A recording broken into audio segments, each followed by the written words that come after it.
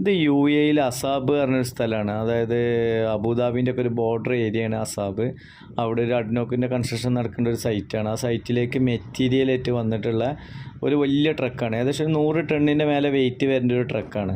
ഈ ട്രക്ക് പുതുതായിട്ടുണ്ടാക്കിയ ഒരു ഗച്ച് റോട്ടിലേക്ക് ഈ കാറ്റടിക്കുന്ന സമയത്ത് മണലൊന്നായിട്ട് കയറിയിട്ട് റോഡ് മനസ്സിലാവാതെ പാകിസ്ഥാനി വണ്ടി സൈഡ് ഇറങ്ങിപ്പോയി മണലിൽ താഴ്ന്നു. അത് ഇത്രയും വെയിറ്റുള്ള വണ്ടി ആയതുകൊണ്ട് ആ താഴ്ന്ന് പോയതിന് ശേഷം പിന്നെ വണ്ടി അവിടുന്ന് ഒരു പൊടി അനക്കാൻ പറ്റാത്ത രീതിയിൽ താഴ്ന്നു പോയി.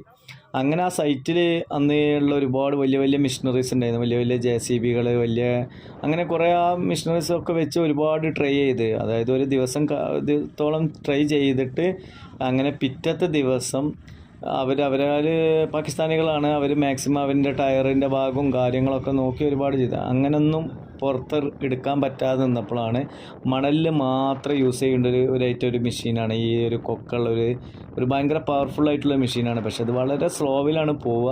അങ്ങനെ ഈ മെഷീൻ അവിടെ ഒരു മരുഭൂമിയിൽ ഇവിടെ ഉണ്ടായിരുന്നു.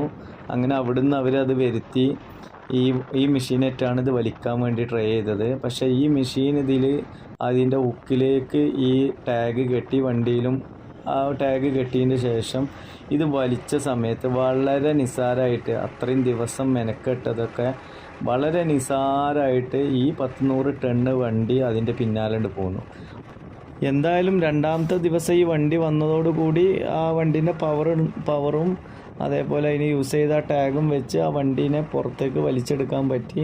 പിന്നെ ഇങ്ങനത്തെയൊക്കെ ഡ്രൈവേഴ്സും ഇതിൻ്റെയൊക്കെ കാര്യങ്ങളൊക്കെ ഉള്ളത് പാകിസ്ഥാനികളാണ്. അവരെ കൊണ്ട് ഇങ്ങനത്തെയൊക്കെ ബുദ്ധിമുട്ട് ഘട്ടങ്ങൾ, കാരണം ഇങ്ങനത്തെയൊക്കെ സ്ഥലങ്ങൾ എപ്പോഴും ഓരോ പ്രോബ്ലംസ് വരുന്നതാണ്. വന്നു കഴിഞ്ഞാൽ ഒരുപാട് ടൈം വെയിറ്റ് ചെയ്ത് കഴിഞ്ഞാൽ അടുത്ത വണ്ടിയൊക്കെ കിട്ടുള്ളൂ.